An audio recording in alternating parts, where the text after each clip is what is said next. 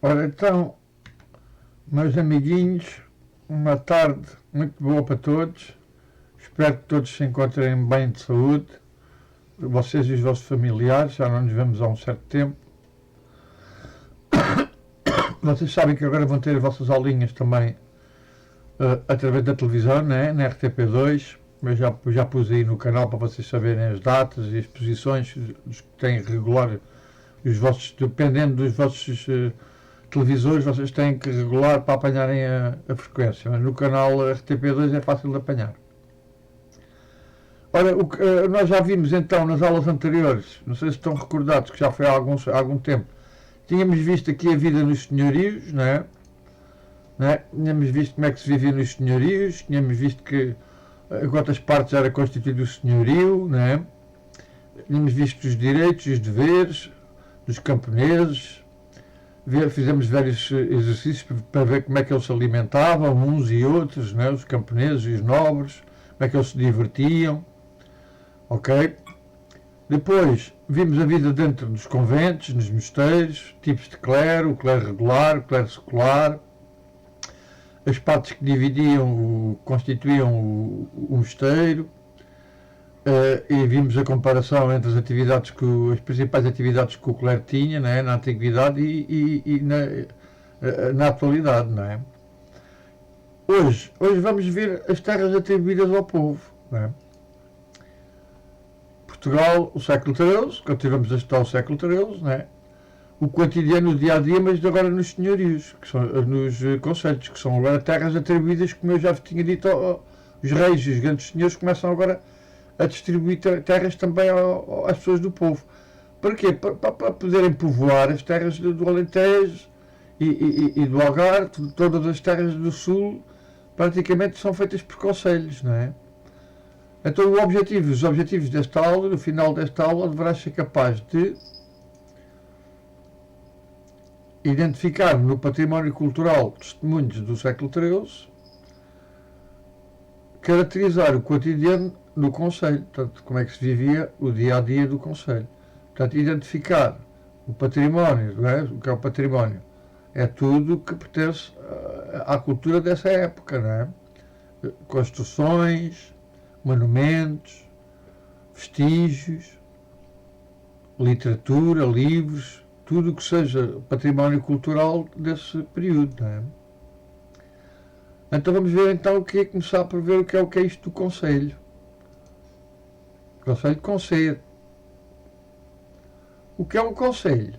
Para além dos senhorios, que nós já estudámos, não é? Pertenciam à nobreza, e ao clero, também já vimos, os mosteiros. Havia também concelhos em Portugal, no século XIII. Observa a animação para ficares a saber o que era um concelho. Estão aqui a ver aqui já o rei, ele tem uma coroa cheia de rubis e diamantes. E aqui está este, costuma ser o intérprete, o homem que fala. Quais são os conceitos que nós aqui temos que ter em conta nesta aula? O que é o concelho, né? A definição de concelho, divisão territorial e administrativa que corresponde a uma povoação com um governo local.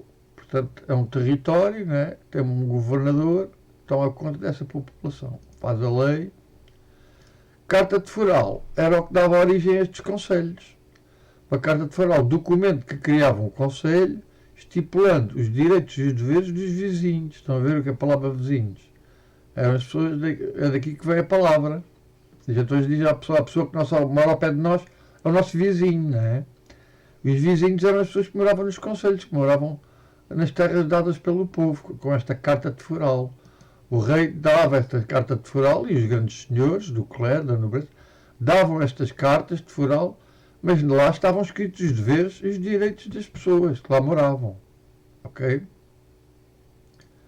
Vamos então ouvir aqui o rei, como é que ele faz aqui a atribuição destas cartas de Foral. Um concelho era uma povoação à qual tinha sido dada uma carta de foral. Um foral era um documento escrito onde estavam estabelecidos os direitos e os deveres dos habitantes dessa povoação, que se passava a designar por concelho.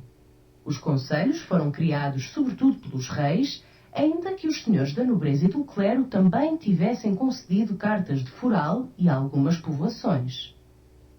A criação de conselhos tinha o objetivo de atrair população para um determinado lugar, de forma a garantir a sua defesa e exploração económica. Os conselhos rurais correspondiam às populações que estavam ligadas à agricultura.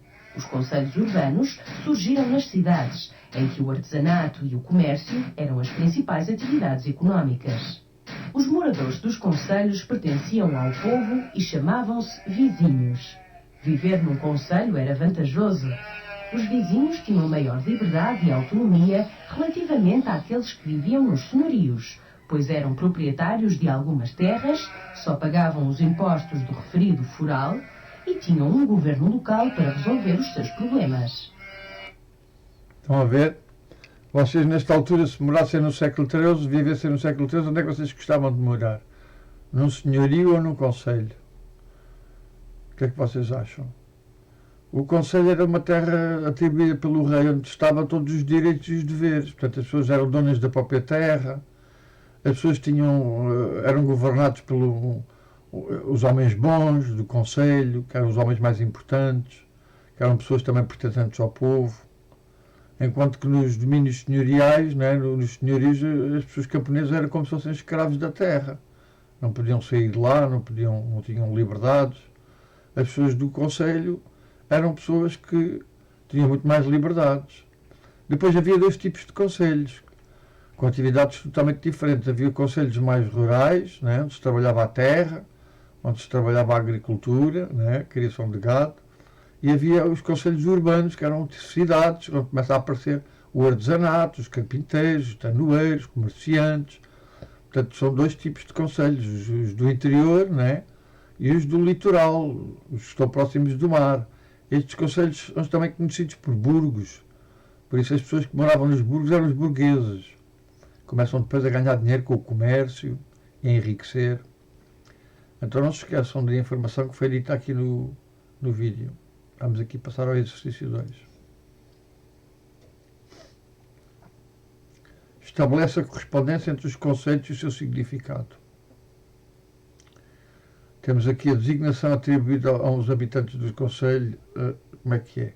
Como é que se chamam os nomes que se dão às pessoas que moram nos concelhos? É o que isto diz aqui. São os vizinhos.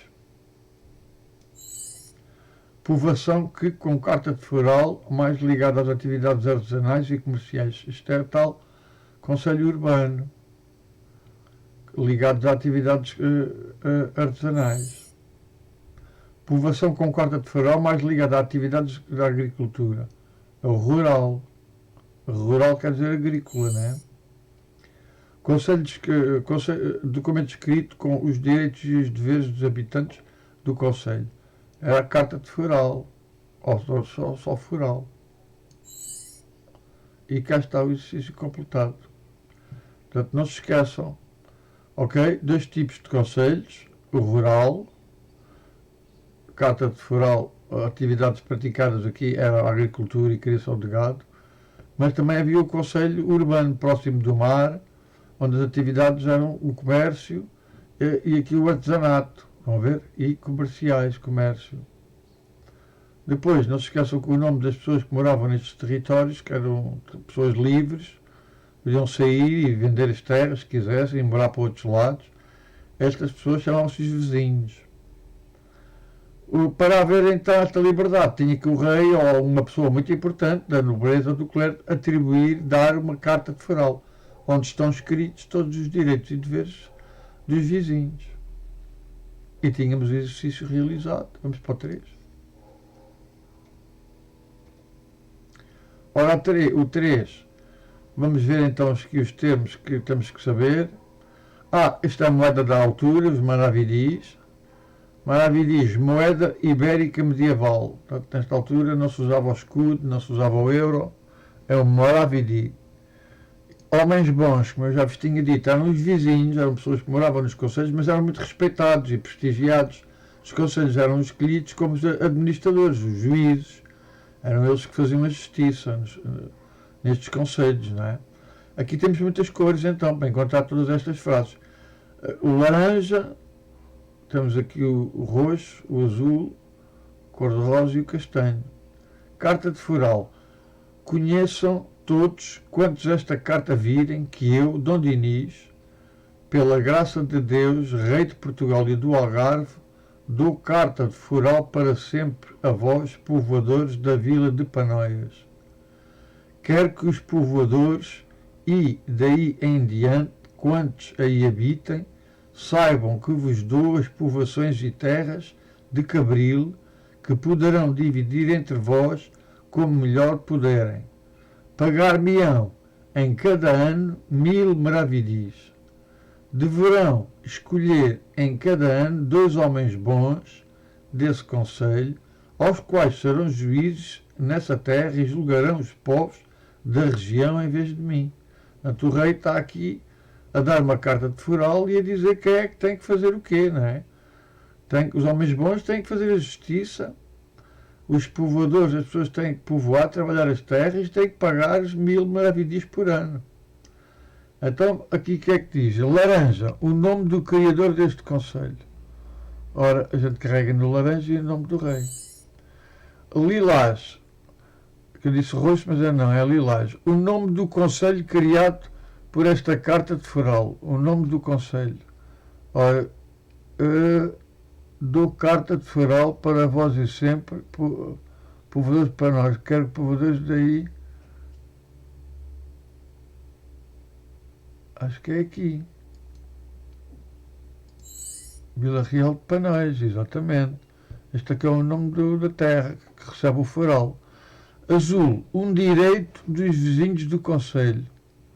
Portanto, quero que os povoadores e daí em diante, quantos aí habitarem, saibam que vos dou as povoações e terras de Cabril, que poderão dividir entre vós, o melhor que puderem. Isto aqui é um direito, não? Deverão escolher entre... isto aqui, os direitos estão cá em baixo. Deverão escolher em cada ano 2 homens bons desse conselho, aos quais serão os juízes dessa terra. Também não. Então, deverão escolher... Isto é o direito? Mau. Então. Rosa, um dever. Um dever, não direito. Um dever. Poderão pagar-me-ão. Isto é que é o tal dever, pagar-me-ão. Castanho, a descrição da fundação dos homens bons. Portanto, como é que os homens bons aparecem? Em cada ano, 2 homens bons desse conselho, os quais serão juízes. A descrição da função, o que é que eles fazem? É aqui, serão juízes. Não? Tenho que carregar primeiro ali. Serão juízes. E cá está, então, vamos lá recapitular aqui, com os enganos do professor e tudo, isso não faz mal. O que interessa, vocês vão entenderem. Até é bom que eu erre, porque é através do erro que se aprende. Laranja. Nome do criador do conselho. Está aqui, Dom Dinis. Lilás, o nome do conselho criado por a carta de foral. Vila Real de Panóias. Azul, um direito dos vizinhos do conselho, que a gente não está nenhum em azul.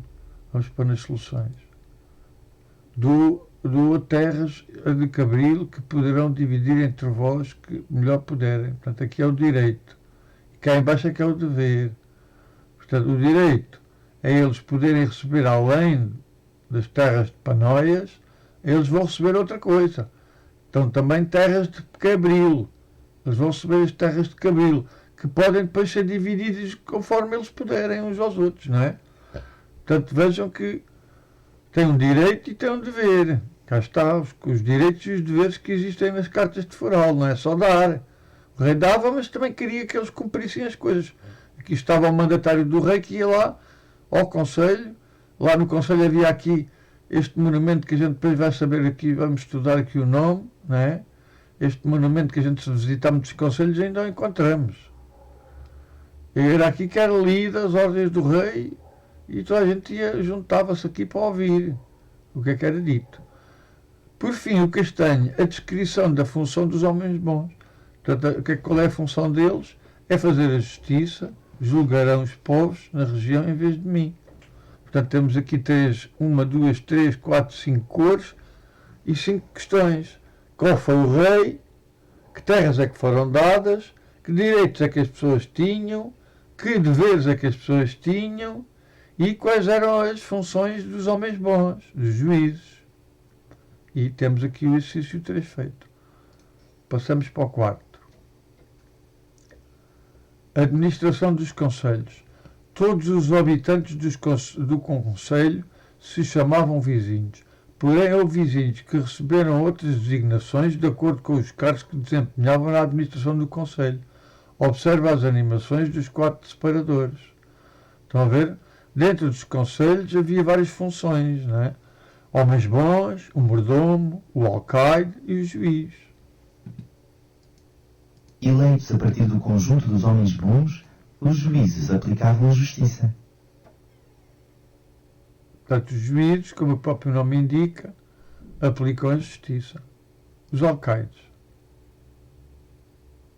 O alcaide era geralmente um cavaleiro nobre, representante do rei, fiscalizava o cumprimento da foral e era o chefe militar de conselho.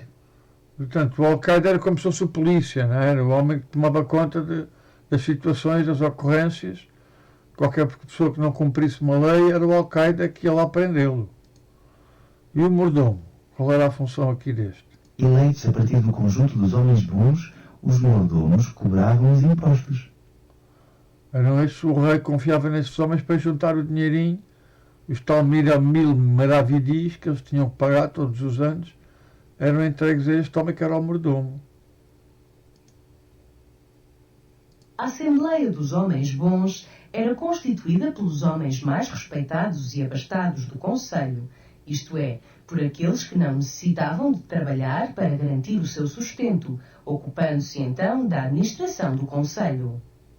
Vão ver, os homens bons eram os homens mais importantes, eram os homens mais ricos, faziam a justiça, eram eles escolhidos para juízes, eram escolhidos para alcaides, para mordomos, portanto ocupavam os cargos mais importantes exatamente porque eram ricos e eram mais respeitados, não é? Diz aqui ainda que estão a ver o tal monumento que eu não queria dizer o nome, mas aqui embaixo já está, Pelourinho. O Pelourinho era o centro do concelho, era aqui à volta do concelho que tudo acontecia. Cada concelho tinha um pelourinho. Era nesta coluna, levantada num lugar público, que se expunham e se castigavam os criminosos. Em suma, os pelourinhos representavam a autonomia do concelho no que diz respeito à justiça. Atualmente, os pelourinhos são apenas um vestígio do passado. A humanidade evoluiu, considerando-se desumanas e indignas as penas aplicadas da Idade Média, que passavam pelos castigos físicos e penas de humilhações em público. Era aqui no Pelourinho que as pessoas eram castigadas e era ali no Pelourinho que as pessoas recebiam a justiça. E isso hoje em dia é uma coisa que já não é lá muito bem vista, né? Por isso é que eles não têm hoje uma aplicação. Representam a independência, né? A autonomia do Conselho do ponto de vista administrativo e judicial. Ora, cá temos então assinala as principais atividades praticadas no Conselho Rural. Portanto, no Conselho Rural, como nós vemos o meio rural, temos aqui uma senhora a tomar conta de umas ovelhinhas, né? Uma pastora. Eles praticavam então a pecuária e a agricultura. O nosso concelho é um concelho rural, porque a população vive da agricultura e da pastorícia. Pesca não temos, porque estamos afastados do mar e também não existem rios. Há vizinhos que fazem pequenos trabalhos de artesanato, mas são poucos. Temos um ferreiro, 3 tecedeiras e um alfaiate. Tudo o resto que precisamos compramos na feira, que se realiza quinzenalmente. E é a feira que anima a nossa vida, para além da missa de domingo. O resto dos dias são todos iguais, levantar cedo e trabalhar até a luz do dia acabar. Bom era viver na cidade. Segundo dizem lá, há mais oportunidades de trabalho, não se está dependente só da terra. Estão a ver? Portanto, no Conselho Rural, as pessoas trabalhavam exclusivamente na terra, né? Os divertimentos eram poucos, como nós já vimos, viviam com o que era o suficiente, quando não tinham qualquer coisa e compravam nas feiras, né? Através da feira tinham acesso a uma série de produtos, mas também fazem-se aqui já uma comparação entre os concelhos rurais e os concelhos urbanos, que depois já vamos ver onde se vivia muito melhor, não é? Ele próprio acaba por dizer no fim que no concelho, nos concelhos urbanos se vive muito melhor do que nos concelhos rurais, não é verdade? Ora, vamos então aqui para o exercício 6. Viver num concelho urbano, exercício. Faz a legenda das imagens relativas às atividades praticadas nos concelhos urbanos, arrastando as expressões para os locais corretos. Portanto, estão a ver, dentro do concelho urbano, vejam bem a quantidade de trabalho que havia diferenciado, enquanto que nos concelhos rurais era só agricultura e criação de gado, não se fazia mais nada. E aqui não, aqui há pesca, porque estes territórios eram perto do mar, e havia toda uma atividade de artesanato e de comércio, começando aqui, por exemplo, pela tanoaria. Tanoaria quer dizer fazer as pipas. O comércio marítimo, que é muito importante. O comércio marítimo, cá está aqui um barquinho. Os comerciantes burgueses começam a ganhar muito dinheiro com o comércio marítimo. As padarias, onde se fazia o pão. Aqui está aqui o menino a comprar o pão logo de manhã cedo, vai à padaria. Carpintaria, cá está o homem que fazia as cadeiras, as mesas, as portas, as janelas, tudo era feito de madeira. E a tinturaria, Os concelhos urbanos eram habitados maioritariamente por artesãos e comerciantes. Cada artesão era especializado num ofício e, por norma, trabalhavam todos na mesma rua. Por isso, havia a Rua dos Sapateiros, a Rua dos Caldeireiros e até a Rua dos Mercadores. Estes mercadores dedicavam-se ao comércio com países estrangeiros que se fazia por via marítima.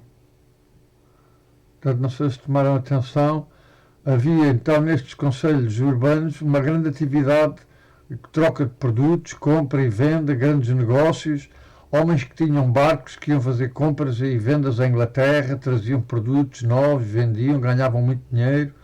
Ouçam novamente a quantidade de produtos que se começavam agora aqui a enriquecer.